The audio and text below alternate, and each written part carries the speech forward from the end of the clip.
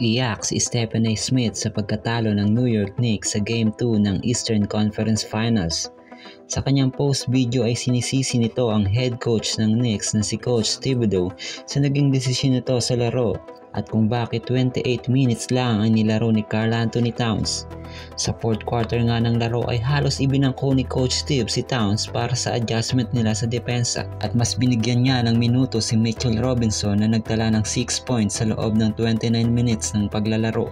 Leading scorer para sa Knicks si Jalen Brunson na may 36 points at may tig 20 points naman si Towns at Bridges. Sa kabilang banda ay tila kabaliktaran na naging coaching strategy ng Indiana Pacers. Si Nick Carlisle ay gumamit ng 11 players at 6 dun ay umiscore ng double digits. Buhat ni Pascal Siakam ang opensa ng Pacers na may 39 points, 16 points para kay Miles Turner at almost triple-double para kay Tyrese. Napaka-questionable nga na naging adjustment at decision making ni Coach Thibodeau, particular sa fourth quarter na elesen ang minuto ni Towns. Sayang at pagkakataon sana ng Knicks na maitabla ang serye bago bumalik sa bahay ng Pacers. Makakabalik pa kaya sa Madison Square Garden ang series o isang mapait na sweep ang matitikman ng Knicks sa kamay ng Pacers?